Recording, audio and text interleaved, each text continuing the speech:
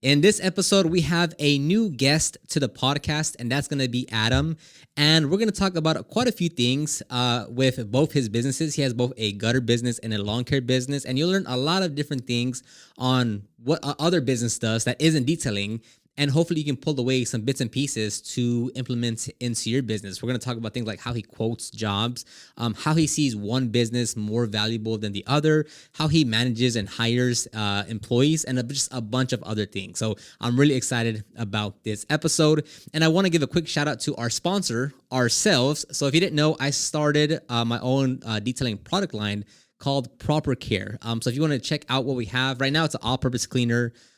We have a plastic and rubber dressing, a glass cleaner, and a car soap. So if you want to check any of those products out, you can click the link down below or go to propercareusa.com.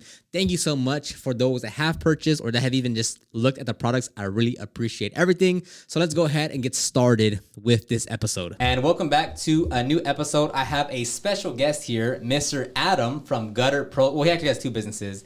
So we're going to cover some topics on running a business, kind of on his perspective on what he does. So, Mr. Adam, thank you for being here. Real quick, just break down, Adam, what do you do? What's your business? And just give us a quick little 30-second intro into what you do.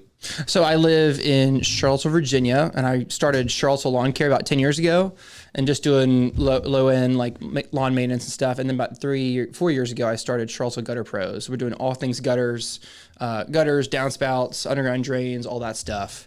The CLC is like my what Uncle Gerber calls like my money machine. Doesn't take a whole lot of effort from me at this point, which is nice. Took me a long time to get there.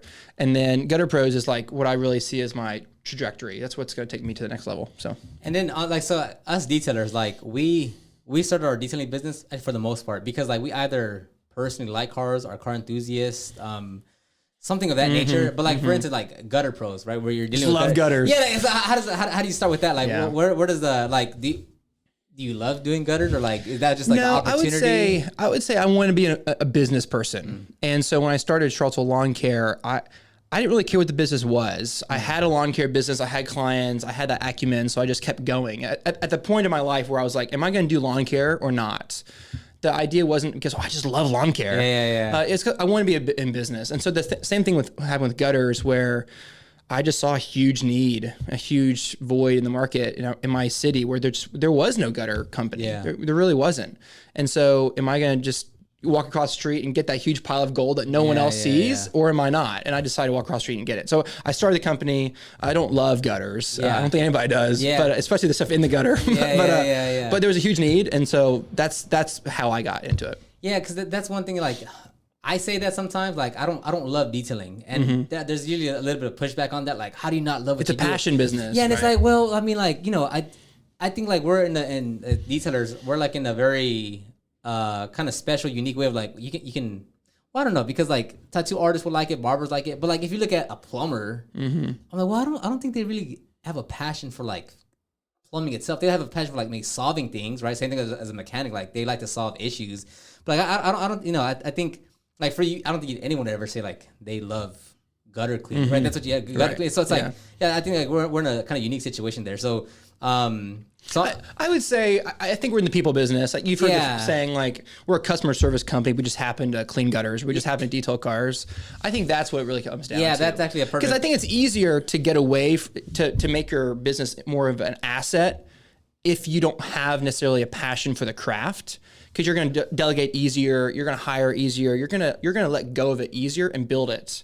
It's fine to have a craft and just be you and one other person. That's fine too, and do your craft really, really well. But if you want to build a business, it's probably easier to just like not have so much passion for it.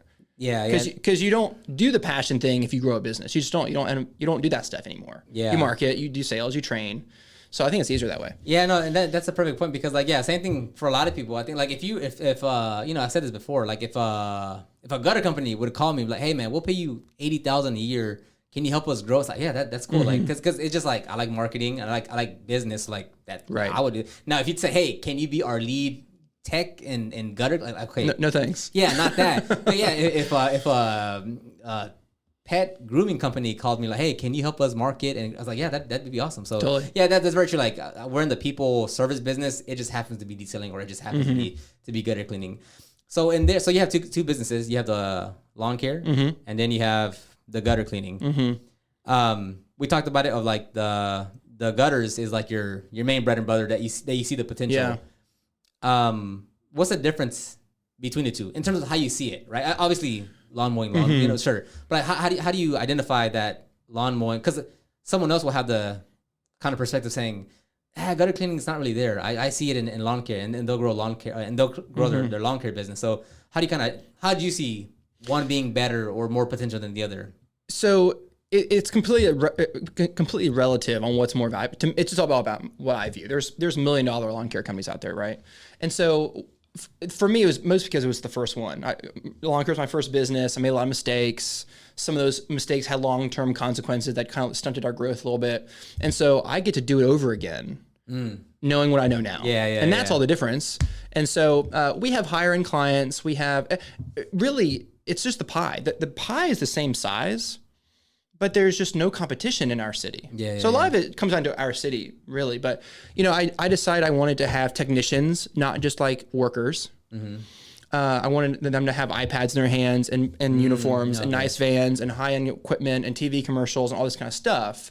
And so with that comes like a brand that I've built that I didn't necessarily build with the lawn care side. Still a really good reputation, just not like this. Like it's not. I don't go to dinner parties and people say, "Hey, I saw your lawn care trucks everywhere." They say, "I saw your gutter vans everywhere," and so that's the difference. HVAC, like I compare myself to like HVAC plumbing a lot, and every house has like an HVAC unit, right? AC heating, and there's 300 HVAC companies in my city. Every house has gutters, and there's like 3 companies. So for me, I'd be silly not to like pursue that business because there's so much potential. Yeah, and on that one, what was the process like from you by yourself?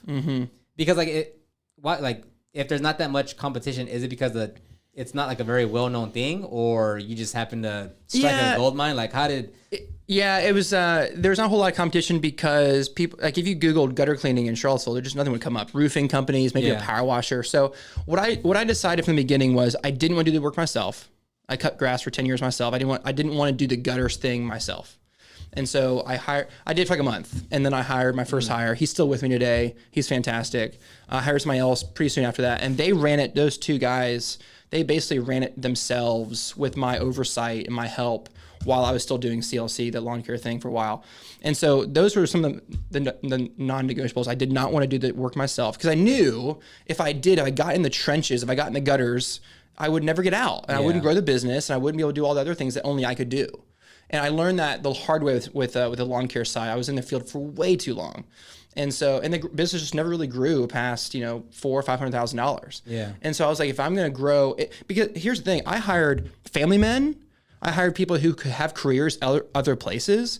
I couldn't let gutter pros just like flounder and stall out. They leave. They couldn't afford that. It had to grow fast. It had to, or else I would lose everything. And so I put a lot of money into marketing. I put a lot of money into our brand because it was the only option I had. Or else they'd be like, "Hey, peace out, man. It was a good ride, but I gotta go find a place I can actually pay my bills." And so the whole like part-time thing for a while, it worked for a short time, but I really had to get them going. So there were a couple things in the beginning that I had to do very differently than like what I would advise other people to do to start their own business. Their first one, the second business is a lot different. Yeah, and on that one, what does the tech do? Just to kind of break down, like what's the level of like a big thing with detailers is like, well, I'm the only one that can do this, right? Like I'm the professional, right? I'm the one that knows, and I can't hire someone to replace me, right? But what because honestly, whether it's a very high level thing or I don't know, mowing lawn, it's like well, it's kind of the same principle as far as like teaching someone and like replicating what you do, right? Obviously there is, try to replicate what a doctor does. All right, that's a different ballgame, But for you, like what goes into like when you started and then when you hire someone, how did you make sure you transferred over what you do and how you do it to the next person? In your business, you have to identify what the low skill things are, the middle skill things are, and the high skill things are. And what everybody starts at low, right? You figure out, okay, for detailing cars, they can wash the windows, they can buff out the seats, and those are all low skill. I teach them, take an hour to teach them, and they can do it perfectly after an hour. That you have to have those kinds of things in your business. Even if you're a law firm, a lawyer, what are the small things a lawyer can do right off the bat? It doesn't matter what your business is. You have to find out what the low skill things are. So we have a ladder. We have an apprentice. Everybody starts as an apprentice, and then junior tech, and then tech, senior tech, lead tech, field. So like, because when we're hiring people and recruiting, our ads are like, are you tired of your dead end job? And their girlfriends are reading that stuff. I'm tired of your dead end job. Go work for Gutter Pros. There's a track. You can actually advance. You're not just going to be just there as a worker for 10 years. There's a way that you can advance and improve yourself, which people are really attracted to. And so our gutter technicians, they clean gutters, they install, they do underground drainage, which is like the third piece of our business. And but like when they first start, they're just clean, because I can teach someone how to clean a gutter the right way in 30 minutes. And if they don't do it right, then they're gone because it's easy. Yeah. Right? I don't give people a bunch of chances to do something easy. It's easy. Yeah. And it's objectively easy. It's not, well, it's easy for me. No, it's easy. Okay, let's be real. Yeah. It's easy. Wiping this table off is easy. And so being clear on your expectations on like, well, Adam, you taught me, you didn't no. I give you a chance. This is easy. How in the world will I ever have you do the medium to high stuff if you can't do the easy stuff, right? Yeah. Faithful with small, faithful with big. So I'm a big fan of getting people in the door quickly, doing things that produce revenue on the low side. And then you'll hire 10 people at once and they will all advance at different levels. And that's okay. That's normal. That's how human beings are. And some will stay on the low stuff, which is fine. And some will show you tons of potential and then you advance them up. But you give everyone the same opportunity. And on that one, when you first hire them, when they're doing the low stuff, how long is that they stay there? Is it like... It's up to them. I mean, really, like I don't want to have an army of apprentices running around, right? I want to have an army of techs. And so I tell people like, ideally 6 to 8 months. But I've had people get out of the apprenticeship in 3 because their prior experience and their aptitude and all that kind of stuff. But really, I give them the ability to get out of the apprenticeship pretty quickly. It just depends on how well they do on their own, how seriously they take it. And then when they go out, are they teamed with someone? 2. Yeah, usually teams of 2. Do you do everything teams of 2? We do solo work depending on the size of house, and we're doing all ladder stuff. So you have to take that in consideration because you can't carry a huge ladder by yourself. But yeah, we mostly do teams of 2. On days that we have an odd number, we will sometimes do a solo crew where we just have one guy go out and do like the easy houses, which is actually the best lucrative day for us. And they don't have to split their tips the same, divide by 2. So it's kind of good for the technician. Yeah. But we generally do teams of 2. Okay. Yeah. So yeah, same thing here because I know. I mean, I was a solo mobile detailer for like 7 years, and looking at it through an employee side, it's like, man, it just sucks going out by yourself. Like it's not as fun. It's like, oh man, well, day after day. Yeah. But like every now and then, it's awesome. Yeah, for sure. And that's kind of off track now. But like that's one thing that I miss with mobile detailing is that since you're just at the shop now, it's like, well, it gets mundane. Like it's the cool thing about mobile is like you're in a different area. You're maybe gonna go eat somewhere different. You're just seeing, totally. So that's one thing that like I really miss about mobile detailing. So they're there, let's say 4 months or so, and then from there, like, how do they move up now that you're going from the low to the mid? Like what are the new responsibilities? What are the new, like, how do you determine like, okay, this person is... So it comes down to 2 things, leadership ability and technical ability. So you have to be able to do your craft very well. That's important, obviously, to do the job well. But then you also have to have the ability to lead people I'm not talking about this huge like visionary leader. I'm just talking about you have to be able to be in charge of your van. Yeah, of one other person on the job site. Yeah. That's not that big of an ask, but it's still not everybody has that ability. Yeah, I mean, at once, if you're, and that's like, I always say like, you don't have to wait till you have a team of 10 to be a leader. It's like, if there's one other person, you are a leader, you know? So as far as the team, like, how do you guys, do they all have like their own dedicated van, or how does that like break that? Like, what time do they get there? Who's in charge of what? So we have 4 vans. One is mostly a backup. So we usually run 3 crews each day. And we generally have like 3 team leaders or so, and then 3 lower guys, directs. And, but we don't, I've never assigned vans to people. I like the model of being able to just get in a van and it's the same as the other van.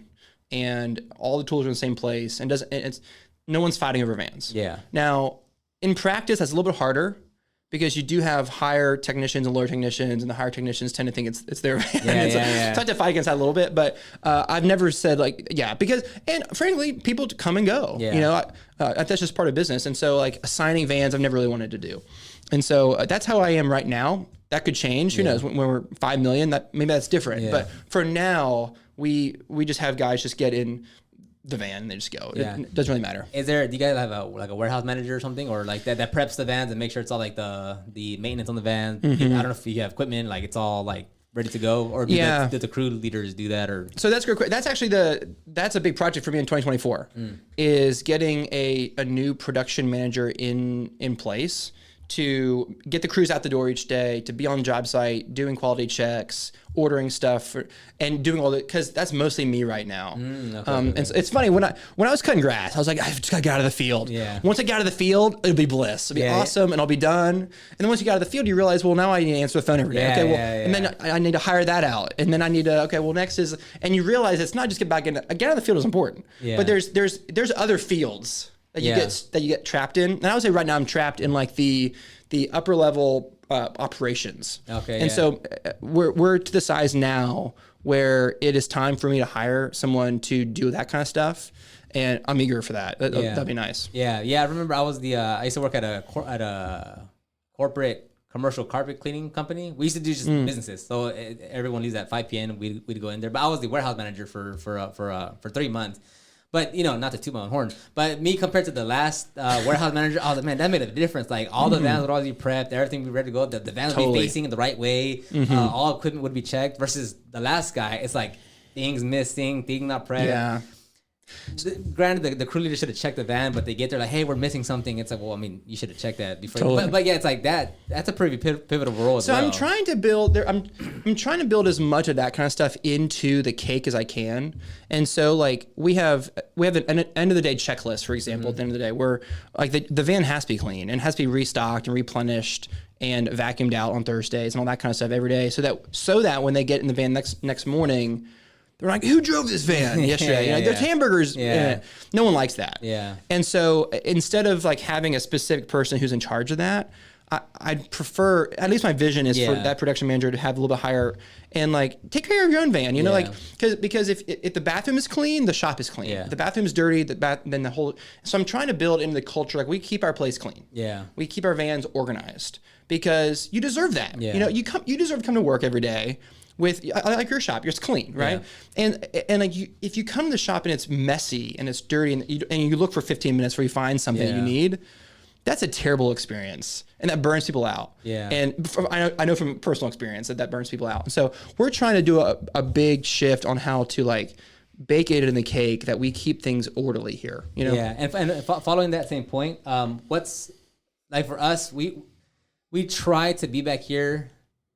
Because I know with some companies, to preface this, like I know with like plumbing or HVAC, whatever, they're out there. Like they'll be out there at 6, 7, 8 p.m. because that's just a job takes longer or whatever. Like at least from what I've seen and what I've heard and people I've talked to, like they'll stay out there. But for us, like I want people to be back like 5:30 because I don't want you to be out there at 6 and whatever. So we try to be back here like at 5:30 when we're mobile, which means if we're out 45 minutes from here, it's like, well, okay, we gotta have to finish the job at like 4:15 at the latest because traffic's gonna be kind of nasty coming back here. So with you guys, like if like do you guys have that same kind of like, let's try to get them back here by 6 or 5? Yeah, so we start at 7 a.m. every day, and then we try to be completely done out of the shop in our cars by 4. Oh, okay. And when you say 7 a.m., is that like they're at the job site at 7 or they're at the shop at 7? Okay. We have a 7:15 meeting every day for 10 minutes. It's two things. We talk about the wins from yesterday and the schedule today, and just looking for any speed bumps that the guys might hit today that we can iron out right now.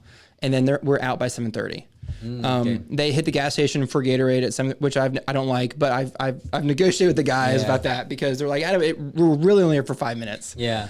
I was like, okay, but I don't like it, but I'll let it go as long as you guys are good stewards and it doesn't become like this big thing.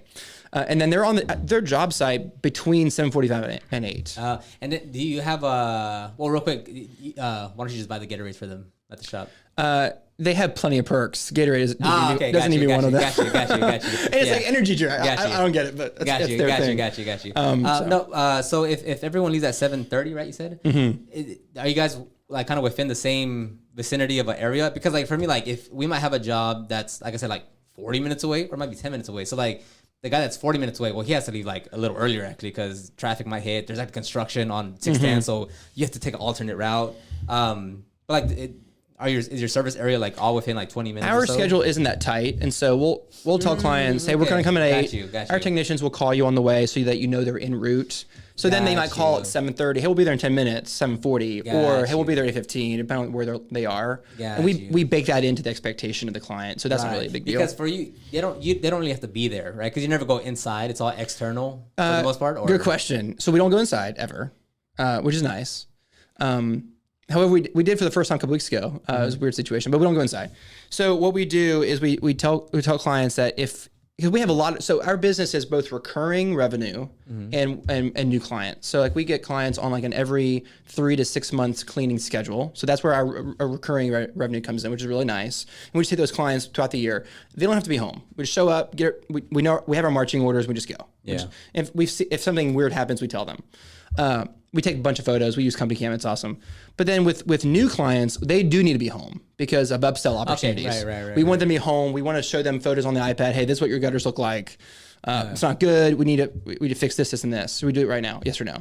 If they're not home, that conversion goes down over the phone. Big time. Yeah. And so we do want clients to be home. In fact, if they say, "Oh, I can't be home," we'll reschedule. Yeah. Because anybody in sales knows you need John and Jane together to make that decision. It doesn't always work out that way, but that's the goal most of the time. Yeah. And that's the easy way to present it as like, hey, we want to make sure you have the most smoothest experience. Like if there's anything that needs to be brought up, like we can talk to you right then and there. So that's a clear point. Yeah. Because for us, like unfortunately, like it's their car, so like we have to be. It's their baby. I'd be very that's one thing I'm always like very punctual with time. Like bro, if we say we're gonna be there 8:15, like we have to be there 8:15 because they're planning it's their vehicle. Like they're planning everything around them not having. Yeah, it's tied up. Right. Yeah, so it's like we have to be there 8:15, and if we tell them it's gonna be done at 12, like, if it's not gonna be done at 12, like, we have to let them know like, hey. 12:30 because I don't know if they're waiting on us to go pick something up. So we try to be like super punctual with the time. Whether it's even at the shop here of someone drops out their car for a full day, like that's like I can't see myself dropping off a car. Even when I take it to the mechanic, I'm like, hey, that's a whole day I don't have my car. Like what am I gonna do? How do I get around? Yeah, like how do I like hey, can I borrow one of y'all's car? Yeah. So we try to be super punctual. But that's a great thing to have like a time window. Yeah. The time window is critical for us because we're on the road. But I am curious how you guys do it because this is something that we've been trying to figure out for years now in terms of scheduling. Do you ask clients, is that an intake question for you? Are you working from home? Are you flexible all day? If we go long, is that okay? Or like, are you going to, and do you schedule them differently? Yeah, for sure. So we will ask, hey, the job's going to take around, call it, 4 to 6 hours. Is that okay with you? That's a pretty easy one. And then, as far as scheduling, yeah, for sure. Because like, there's some jobs that we're just, with mobile, and that's why we got a shop. It's like, it's going to get done that day. Back then, like if it was like a higher end job that's going to take more time, it's like, well, it's going to be a 2-day job now. So that means we have to pack everything up, go back over there. And we just did not like that. Like it was just not fun. So for us, like now it's pretty straightforward. We're like, we're going to fit it within that window. It's going to get done in that window and that's it. So I'd say it's pretty straightforward. There are customers who just drop off their just leave the key somewhere and just give us free reign to do whatever. Those are really cool. Those are great. So even better because it's like, all right, customer, like just don't let us do our thing. But for us, it's I guess it's not a problem now just because it's so fine tuned that it's just kind of a thing. Yeah. But yeah, we always that's one thing we make clear. It's like, hey, it's gonna take 4 to 6 hours. Even now, obviously, like if someone wants like a full car wrap, it's gonna be a week. Like, can you give me your car for a week? So that's it. And surprising, like people, which is crazy. Like I wouldn't drop off my car for a week somewhere. That's like, that's my car, man. What right. So that's not a problem for us. So on that same thing though, when they drive out, when you train them, right? Because a big thing is like when I was talking in the last episode about selling my van, people were talking about like, hey, just hire someone else to run it, right? Just hire someone else. But a big point that I reflect on that, it's like, dude, giving someone the authority, keys, the kingdom, the responsibility to just drive the van, right? Totally. You get merging onto and let's say they're the most careful driver ever. It's still other drivers on the road that you have to be careful of. So having, you said 4 vans out there, like how do you manage that every individual is just not gonna, again, like they're probably the best driver, that, you know, accidents will happen, things can still go wrong. Like how do you kind of navigate that area of like, hey, I'm giving you a car, a van. Right. And I'm hoping, right, without training, that you're the right person, that you're not gonna do anything dumb with this. Yeah. How do you Yeah, I mean, I had a conversation with my 2 guys who, one is still here, he's great, one is gone, and this is part of the reason he's gone, is I was having issue with them with something pretty minute on the job site, like quality control issue. I said, if you can't do this, then how can I trust you to give you my credit card, my company credit card? How can I trust you to go drive my vans around town? Like, this is a big trust thing. So I agree with you. Our vans have 4 big ladders on top. They're full of stuff. The guys are pretty slow. So I think in terms of our technicians, they are pretty safe, just because you can't race around a work service van, which is nice. But yeah, that is definitely a thing. We have to, you know, our insurance isn't cheap and all that kind of stuff. So far, 3 years in, hasn't been a problem. We've had 1 deer crash, and that's it, thankfully. But yeah, it's definitely and it's always a worry, right? I mean, it is. Yeah, it's in the back of my mind. Yeah, like, you're gonna. I'm used to it though. I've been doing it for 15 years. I'm used to. But like, what am I gonna do? Just drive the van myself? And exactly. Yeah, it's like either be in business or not. You know. Yeah. Now, as far as customer facing with emails, phone calls, giving out quotes, do you manage all that, or do you have like a CSR that manages that, or how does that all work? I have a CSR who answers the phone, but so in our business, we can book over the phone. Like, we can get people's money on the phone. So they call it, I need my gutters cleaned. My goal is to book 80% of those for cleaning, like get their credit card and get them on the schedule then. Because if your AC was out, you'd call, you'd start at the top, and you wouldn't stop calling until someone solved your problem. Hey, we'll be out there at 3 o'clock today to solve your problem. Great. You're going to stop calling. But someone's like, well, we'll send you a quote out later today. Yeah. Or we'll call back tomorrow. We'll have a salesperson get this. No, that's not how it works. Okay, well, great. Okay, thanks. And you're going to call the next guy. And you're going to forget about them. Yeah. And so I want to solve people's problem the very first time they call us. Hey, what do you need? I need my gutters cleaned. Anything else? Actually, as a matter of fact, get all their stuff. And say, great, we'll be out there next Thursday. All I need to book you is a 25% deposit. Oh, like pay right now? Yeah. Okay, great. Let me get my credit card. Yeah. And then that night, hey, honey, did you call the gutter guys? Yeah, they're coming next Thursday. Great, thanks, honey. We solved their problem. That's super critical. And so our CSR does all that. Now they might say, well, I don't need my gutters clean. I just need a big job done, new gutters. Then we will flip it over to, I guess, one of the technicians to go by and do like a sales appointment. We're going to increase those in 2024, big time. And the tech does that? Tech does that. How do you, already going off track, but how do you do that? Like if he has just whenever he has availability, pass by there, or like if he has a full booked out schedule and he wants to get back by 4, good question. How do you? Yeah. So basically we have like 3 different calendars that we use. We have like our new clients, we have our recurring clients, and then we have like our install calendar. And we put all of our new appointments on that new client thing. So the next opening is next Friday. Great. Okay. 8 o'clock. It's not quite that simple, as you know, but that's generally how it works. And we have like 2 guys that we really want to go on those. We have one guy for sure that we want to go on those, Todd. Gotcha. And we'll just base off his schedule. Okay. But that's a little bit, that's a longer sales process. So people are usually willing to wait a couple weeks for that. Yeah. The higher the job, the more like, okay, bigger ticket. It's not a quick, exactly. Now, when you book over the phone and get that 25% deposit, what's the, how do they price it? Average price point on that? About almost 400. So our average cleaning is almost 400.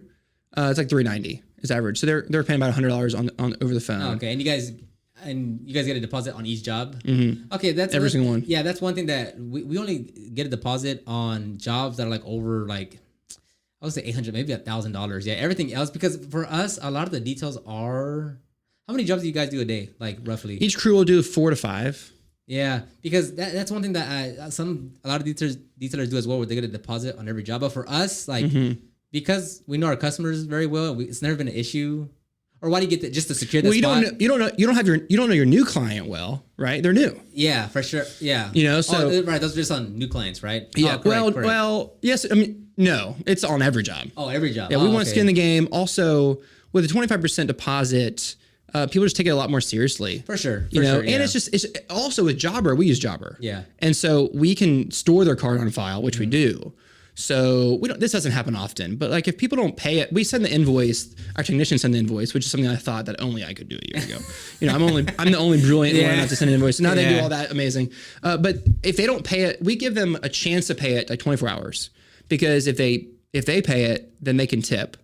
And we get tons of money in tips. Yeah, for sure. I just feel like ethical for me to like give our technicians an opportunity to get tips. But 24 hours later, it's fair.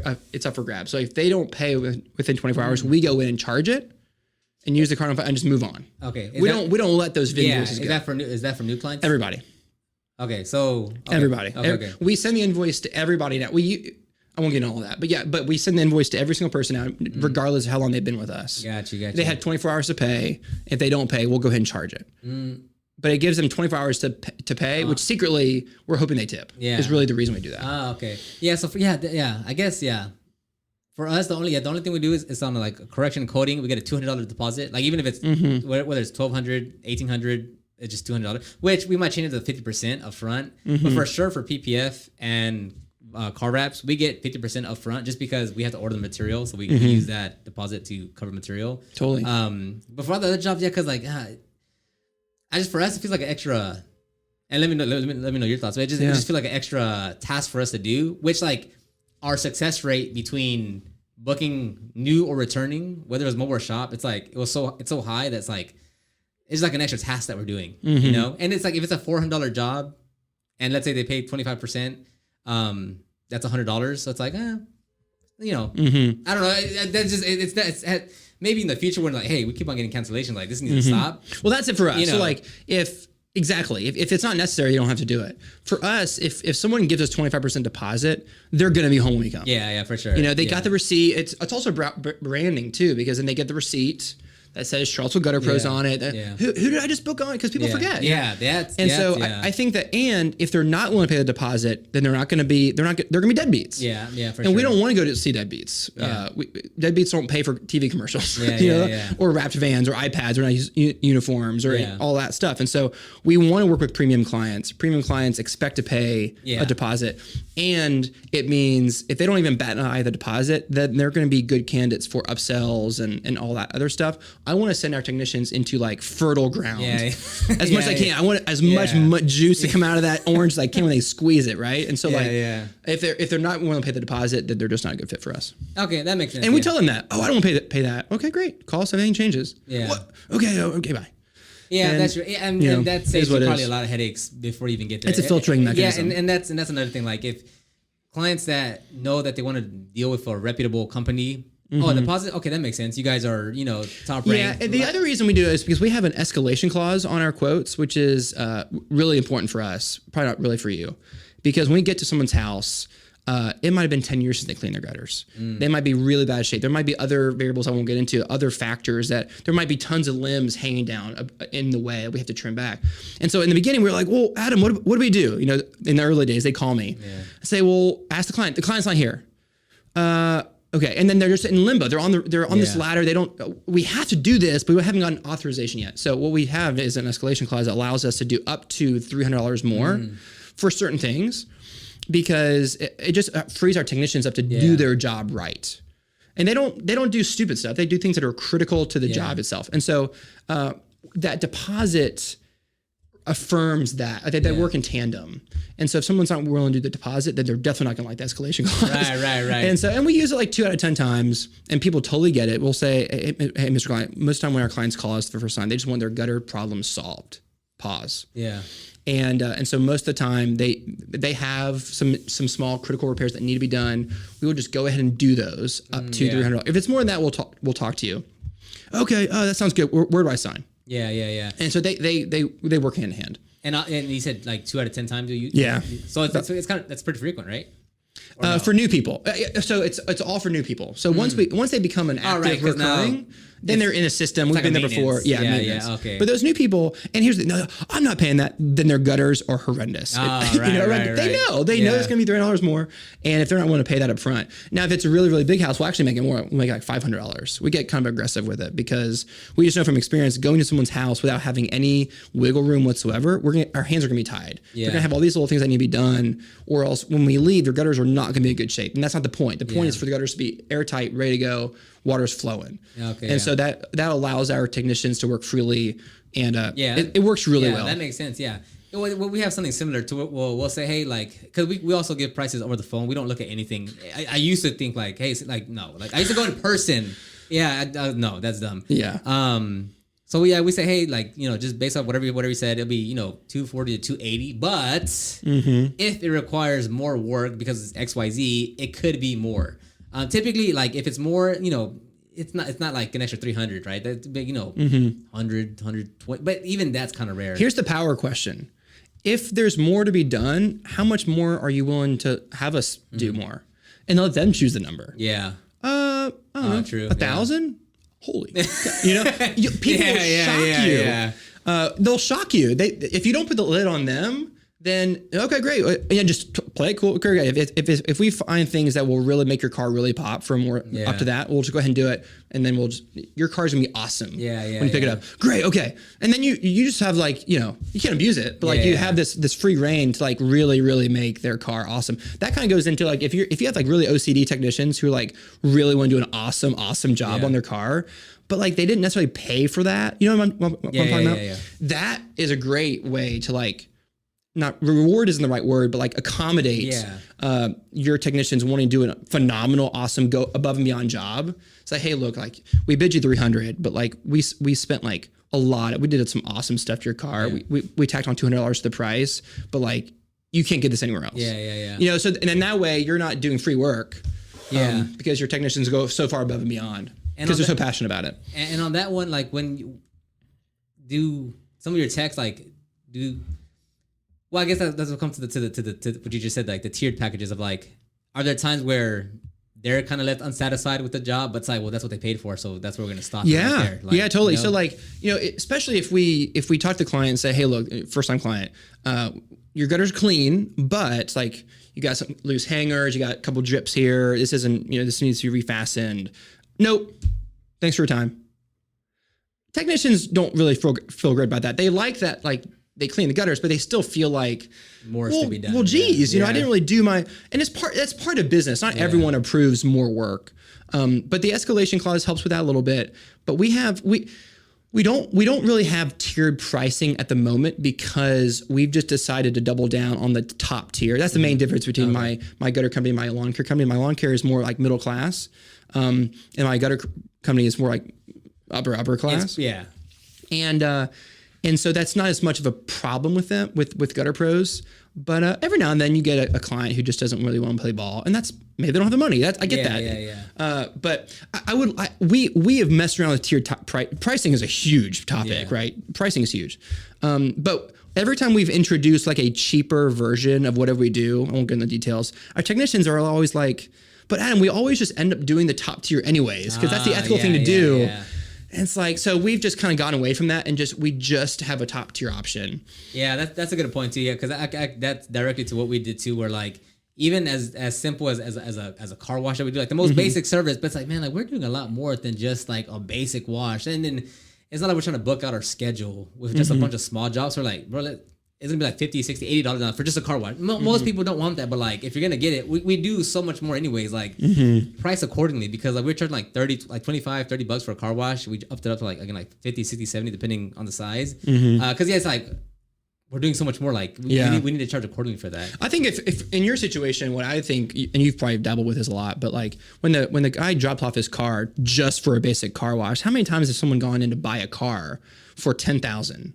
And I'm not going to spend a dime more than $10,000. And you look at all the cars, like, well, maybe I'll spend $12 and get this one, right? It happens every day. Yeah. And so I think with y'all's business, I think if someone was to come in, I just want to say, don't try to upsell me. Okay, great. But do you want us to tin your windows? Yeah. No. Yeah. Do you want us to do this? No. This? No. This? No. Do that with every client and let them, because then if they say no to all that, I'm pretty sure your technicians would feel a lot better just giving him the basic. Yeah, true. That's facts. Yeah. Hey, this dude just wants the basic. Yeah. I'm not going to do all the bells and whistles that I really want to do. Yeah. Because someone else is waiting in line for all that stuff. And it is what it is. They're more important clients. I mean, it really comes down to. So you got to get to and then you could raise your price on the basic, Yeah, no, that's a good point. And then let me, on your CSR, do they do Upselling. All the, like basically the whole from end to end as far as like sales and pricing and like sending out the quote and such. Yeah, so they pricing's hard. Yeah. I say price, but it's not that simple. And then real quick, just as you talk, do your techs have that same level of training if they're going out there to price and quote? It's actually a lot easier. It's a lot easier to price in person than it is over the phone. Obviously, because you can see the house. But our technician, our CSR will bid like 80% over the phone on her own. And then if she has a question, if it's like over 5,000 square feet of the house is big, or there's not a whole lot of images online to see that, then she'll flip it over to me or somebody else to like for a second opinion. Maybe we'll go do a sales appointment for them. But 80% of the time we'll bid it over the phone based on like square footage, images of the house, Google Maps, all that kind of stuff. And then she'll send the quote out, or if they say no over the phone, then she'll send the quote out. But again, she's trying to get the quote over the approval over the phone. Okay. And then same thing for the techs. Like, how do they? The techs don't really. The techs really just do upselling. Like they mostly go to do the service, and then they'll upsell. With the exception of one or two guys who I rely on to do like specific sales appointments. And then with the CSR, did you like just one-on-one like, this is how I do everything, or did you write it down, or how? So and this is she picks up, or she picks up the phone as well, like talks on the phone with the leads and everything. Like they'll pick up and like, hey, they'll do the sales process on the phone and everything. Okay, yeah, go ahead. So there's a lot there. CSR is a big role. I mean, CSR is really important. That's one thing Lex and I have like battled with for a while, whether it's him or we hire someone. But then break it down. And I'm no expert. I'm still learning this myself because I've had some really great CSRs. I've had some really bad ones. I've given myself to them. Other times I haven't, where they didn't really get the best of me. And there's a lot of variables. But right now I'm learning that the CSR is really important. You have to train them really well, and it's very incremental. What I'm learning, because when you're on the phone with a client, you have to do a lot, like instant calculations, and it's very demanding. And there's a lot of things you have to be opening tabs and looking at Google Earth while you're like laughing about their joke. Yeah. There's a lot of things you have to juggle a lot. So what I've learned is it's best to like incrementally onboard them. So they learn your software. In my case, it's Jobber. So they become a Jobber ninja. Because if you're not a ninja on your CRM, when you're on the phone with the client, you're going to be so awkward and you're going to feel incompetent, which means you're not confident, which means they don't buy from you basically because you're not confident. So it is an incremental step. So once they become a ninja on the CRM, then you roll into, okay, well now let's start quoting. Okay, let's look at a lot of quotes together and get a good feel, and like let's practice. And then they go on and we record our calls, so I can listen to every call that she's on, give her feedback, and just incrementally roll it out. So eventually, like day one, it's not like, all right, everything. We don't do that with anything else. We don't do it with all the other positions. You don't tell somebody go do a vinyl wrap today. You don't do that. You teach them slowly. So I think the CSR is the same way. But what's funny, we wanted to have like a CSR in-house. Mm-hmm. At least we thought we did. And we always had remote people. They were local, but they were remote. Oh, gotcha. And so we had to see my Christmas parties and stuff. But we were like, we want to have somebody in-house at them. Come on, let's have somebody in the shop. And so who's here? And after about a week of that, we're like, this is, you don't want to be here. You go, be at your house, work from home, do the remote thing. Oh, okay. And so, because I think most CSRs now, like they don't want to come in. They want to be at home. That's part of the reason that they're a CSR is they expect to be at home with their workstation in their comfort, which is totally fine with me. But the CSR, I want her to be focused almost just primarily on booking that call. Yeah. Yeah. And I guess so it's a little different. Yeah. And I guess because you guys can look up, well, I guess the customer could send photos, right? They do that. Sometimes we do. Yeah, we have to have them send They can photos. do that or images. I guess also different because we have customers come here. So it is different. Like the business is different. But that makes sense. But yeah, it sounds good. We've been at it for almost an hour now. Sweet. Was that good for you? Do you want to cover anything else? No, I'm good. Okay, yeah. No, this was a great one. I love that the detailers hear a different perspective. I think it's very easy for us to like get too have the blinders on into like what just detailers do. Mm-hmm. But when you hear other businesses and like how they hire, how they run a CSR, or that they have 4 vans and 2 teams, and they start at 7 a.m. It's like I've learned the most from seeing other businesses, like not detailing related, just other businesses. I mean, the best place I've learned business was when I worked at Discount Tire. Like I kid you, like the most, like everything I know about running a team and different. It's been when I was like I don't know, 19 years old, and my boss Jason, like a lot of what I do here is still emulates what I saw him do back in Discount Tire. It's crazy. Yeah, I worked at Dick's Sporting Goods when I was in high school, and I learned what not to do. Yeah, I was at Dick's Sporting Goods, right? Equally. If you work at a terrible place, Terrible you managers. learn what not to do. Yeah. Equally the same. All right, but thank you, Adam. We'll plug your socials. What do you... we plug your... AdamSylvester.com. All right, me there. we'll plug him down below if you want to give Adam a Cool. follow. Thanks for having Ask me. him some questions if you have any questions. Maybe he'll answer you. Yeah. All right, yeah. Thank you, Adam. Thanks, man. All right. See you, everyone.